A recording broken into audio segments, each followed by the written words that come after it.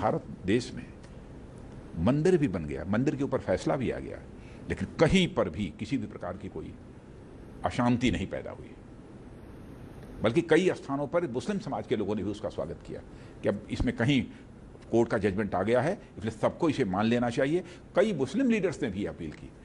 इससे बड़ी सौभाग्य की बात क्या हो सकती है किसी भी समाज के लिए। राजनाथ जी, क्या आपके लिए वो इमोशनल मूवमेंट भी था जब ये डिसीजन आया कि राम मंदिर अब बनेगा? क्योंकि उस आंदोलन के साथ आप लगातार चलते रहे और आपकी पार्टी बढ़ती रही, आप खुद बतौर एक नेता एक बढ़े। क्या एक इमोशनल मूवमेंट भी था वो? नहीं, भावुक पल? नहीं, यह तहे दिल तो हम लोग चाहते ही थे कि जी बनना चाहिए राम मंदिर, और ये काम पूरा हुआ। बहुत ही शांतिपूर्ण और सौहार्दपूर्ण वातावरण में पूरा हुआ। सबसे सुखद स्थिति यही रही है। जी मैं पिछले एक साल की बात करूं तो 2019 में राफेल की चर्चा बहुत थी और राहुल गांधी ने राफेल को लेकर बहुत कुछ बोला, मतलब जितना राहुल गांधी बोल सकते थे बोला। उसके बाद सुप्रीम कोर्ट ने भी बोला।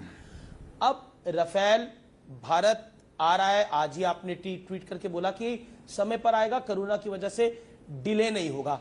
आपने पूजा भी करी, उस पूजा को लेकर भी बड़ा विवाद भारत में छिड़ गया कि पूजा सिर्फ हिंदू धर्म के रीति रिवाज से क्यों कर दी।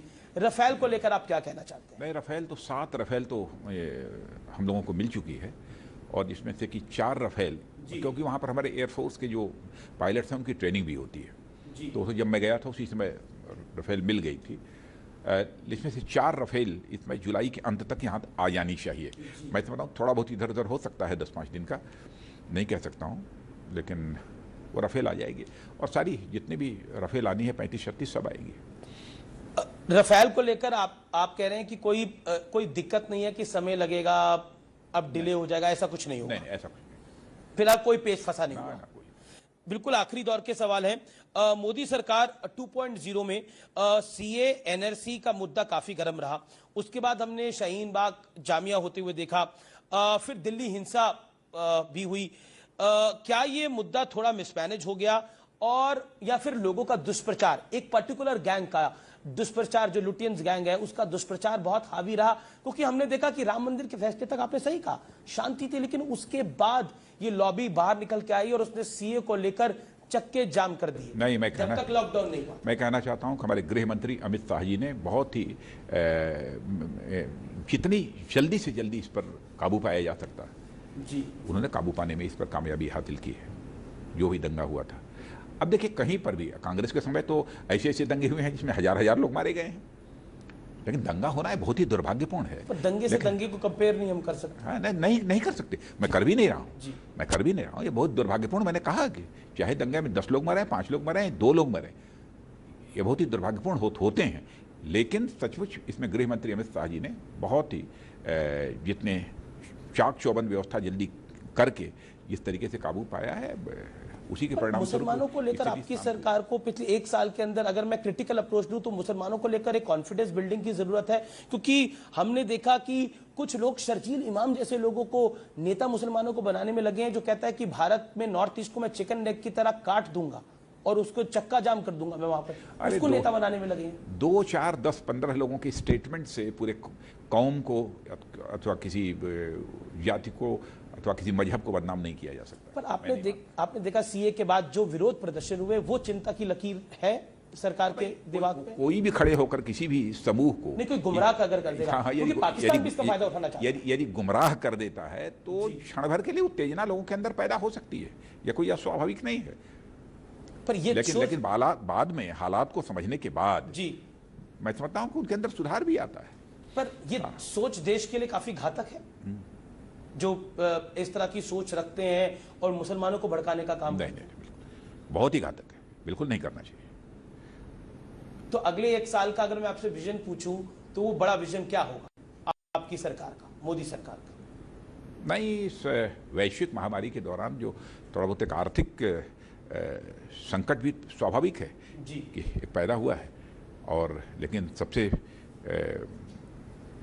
प्रसन्नता का विषय यह है कि हमारे मोदी जी ने चटपट इस संबंध में भी 20 लाख करोड़ रुपए के पैकेज की घोषणा करके जो भी आर्थिक मोर्चे पर थोड़ी बहुत कमी आई है उसके लिए कदम उठा लिया है।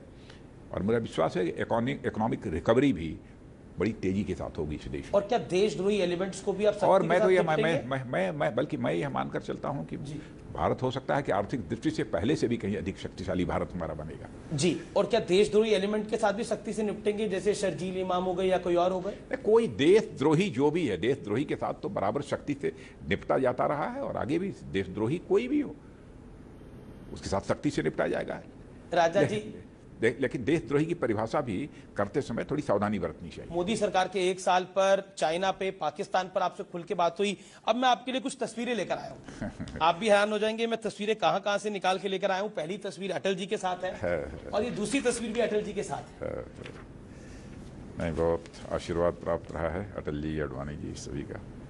तो जरा बताइए कब की तस्वीर है ये, आपको याद हो तो? ये मैं समझता हूँ कि जब मैं पहली बार पार्टी का राष्ट्रीय अध्यक्ष बना था 2006 में जी। ये तब की है तस्वीर। और दूसरी वाली? या तो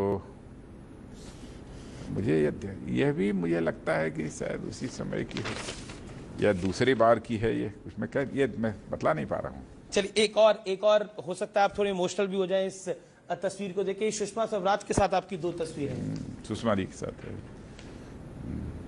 एक में तो मुझे लगता है ये शायद अध्यक्ष आप बने थे तब की तस्वीर है, और ये एक और तस्वीर है, ये पानी पिला रही है। ये बताइए ये कहाँ, कब की? एक बार हमारे नेताओं को कुछ गिरफ्तार किया गया था, जम्मू कश्मीर का लेकर आंदोलन चल रहा था जी। तो उसी समय मैं राजघाट पर अनशन पर बैठा था। संभवतः उसी समय ये सुषमा जी हमको जूस पिलाकर मेरा अनशन तोड़वा रही हैं। क्योंकि जब हम इस 1 साल की बात करते हैं तब हमने आपने अपने पुराने 2 कलीग्स अरुण जेटली और सुषमा स्वराज को खो भी दिया है पिछले 1 साल के अंदर। चलिए राजनाथ जी, बहुत बहुत शुक्रिया न्यूज़ 18 को अपना समय देने के लिए और विस्तृत बात करने के लिए, भारत को आश्वासन देने के लिए, भारतवर्ष को आश्वासन देने के लिए कि भारत की सीमाएं चाहे चीन हो, चाहे पाकिस्तान हो, चाहे कोई भी हो, उससे सुरक्षित है और भारत में मुसलमानों को कोई खतरा नहीं है। बहुत बहुत शुक्रिया। तो ये थे राजनाथ सिंह, केंद्रीय रक्षा मंत्री का पहला सबसे बड़ा इंटरव्यू, जिसमें उन्होंने चाइना पर एक बात करी, पीओके पर भी खुल के बात की। नमस्कार, धन्यवाद।